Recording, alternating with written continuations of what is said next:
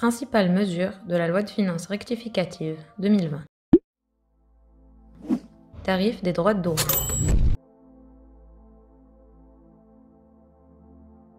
À compter de la date de publication de la loi de finances rectificative 2020, le taux du droit d'importation est porté à 40% au lieu de 30% pour tous les produits finis de consommation.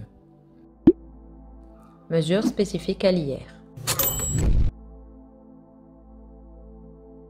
Sont exonérés de l'impôt sur le revenu les avantages et les primes accordés aux salariés sous forme de chèques vacances, conformément à l'article 57, 24e du CGI. Mesures spécifiques à l'IS et à l'IR. Les sociétés soumises à l'IS et dont le chiffre d'affaires est inférieur à 20 millions de dirhams bénéficient du report de la déclaration du résultat fiscal au titre de l'exercice 2019 et du paiement de l'impôt au 30 juin 2020. Sont également exonérés de majoration, amendes ou pénalités les paiements spontanés des droits dus qui interviennent au plus tard le 30 septembre 2020.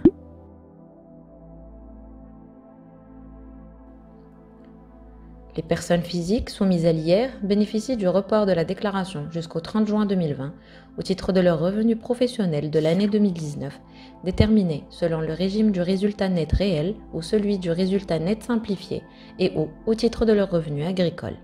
Sont également exonérés de la majoration, amendes ou pénalités les paiements spontanés des droits dus qui interviennent au plus tard le 30 septembre 2020. Mesures spécifiques à l'IR et à la TVA. N'est pas pris en considération le montant du chiffre d'affaires réalisé par paiement mobile pendant 5 années consécutives pour la détermination de la base imposable de l'impôt sur le revenu dû par les contribuables subvisés conformément aux articles 38 et 40 du CGI et des seuils d'imposition à l'IR selon le régime net simplifié et forfaitaire et d'assujettissement à la TVA conformément aux articles 39, 40, 89.1, 2e et 91.2, 3e du CGI. Ces dispositions sont applicables aux déclarations déposées au titre des exercices 2020 à 2024. Mesures spécifiques aux droits d'enregistrement.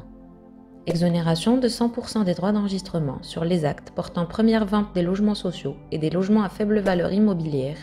ainsi que les actes portant première acquisition des dits logements par les établissements de crédit et organismes assimilés, objets d'opérations commerciales ou financières, dans le cadre d'un contrat murabaha, ijara muntahiya bitamlik ou musharaka mutanaqisa. Réduction de 50% des droits d'enregistrement applicables aux acquisitions à titre onéreux de terrains nus destinés à la construction de logements ou de locaux construits destinés à usage d'habitation, ainsi que l'acquisition des dits terrains et locaux par les établissements de crédit et organismes assimilés, objets d'opérations commerciales ou financières dans le cadre d'un contrat murabaha, ijara muntahiya bitamlik ou musharaka mutanaqisa et sans que le montant de la base imposable totale ne dépasse 2 500 000 dirhams. Mesures communes.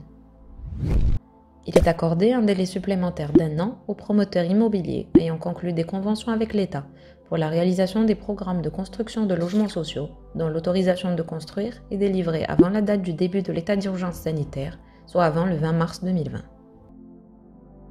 Il est également accordé un délai supplémentaire d'1 an pour le bénéfice de l'exonération de la TVA aux entreprises qui réalisent des projets d'investissement dans le cadre de conventions conclues avec l'État et qui n'a pas dépassé un délai de 36 mois avant la déclaration de l'état d'urgence sanitaire,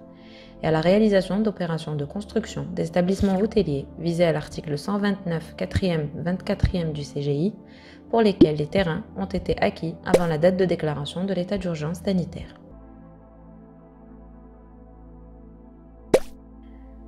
Sont considérées comme charges déductibles à répartir sur plusieurs exercices les sommes versées par les entreprises soumises à l'impôt sur les sociétés ou à l'impôt sur le revenu professionnel et ou agricole, déterminées selon le régime du résultat net réel ou du résultat net simplifié, sous forme de dons ou de cotisations ou de legs accordés à l'État.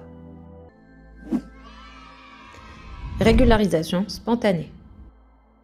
Il est accordé aux contribuables ayant constaté des erreurs, des insuffisances ou des omissions concernant des opérations non comptabilisées dans leur déclaration fiscale la possibilité de souscrire une déclaration rectificative et le paiement spontané des droits complémentaires en un seul versement jusqu'au 15 décembre 2020. Le bénéfice de cette mesure est également étendu aux contribuables faisant l'objet des procédures de contrôle fiscal au titre des exercices clos 2016, 2017 et 2018 et dont les redressements n'ont pas encore été notifiés conformément aux dispositions des articles 220 et 221 du CGI. Les contribuables qui sont en situation irrégulière vis-à-vis des obligations fiscales, notamment quant aux bénéfices ou revenus issus de l'exercice d'une activité professionnelle ou agricole, peuvent souscrire leur déclaration et payer leurs contributions entre le 1er janvier 2020 et le 15 décembre 2020. Compte tenu des mesures prises par le Maroc pour contrer l'impact de la pandémie de la Covid-19, la loi de finances rectificative 2020 a prorogé le délai de souscription de la déclaration au titre de la régularisation spontanée des avoirs et liquidités détenus à l'étranger et du paiement de la contribution libératoire jusqu'au 31 décembre 2020. Compte tenu de l'état d'urgence sanitaire, les titulaires de revenus fonciers n'ayant pas souscrit leur déclaration annuelle du revenu global, afférente aux dits revenus, au titre des années antérieures non prescrites, peuvent bénéficier dans les conditions ci-après de la dispense du paiement de l'impôt sur le revenu au titre des revenus fonciers et de l'annulation d'office des majorations, amendes et pénalités prévues par le CGI, sous réserve de déposer avant le 31 décembre 2020 une déclaration sur ou d'après un imprimé modèle établi par l'administration fiscale. Compte tenu du nombre d'incidents de paiement engendrés par la crise économique liée à la Covid-19, la loi de finances rectificative 2020 a institué une contribution libératoire au titre des amendes relatives aux incidents de paiement, quel que soit leur rang, non encore régularisés, pour les chèques présentés au paiement durant la période allant du 1er janvier 2020 au 27 juillet 2020. Le règlement de la contribution libératoire de 1,5% du montant des chèques objet de l'incident de paiement doit intervenir au plus tard le 31 décembre 2020. Les informations publiées sont de nature générale. Pour un avis professionnel se fondant sur un examen approfondi des faits et de leur contexte, veuillez communiquer avec vos experts, Fizesi associés.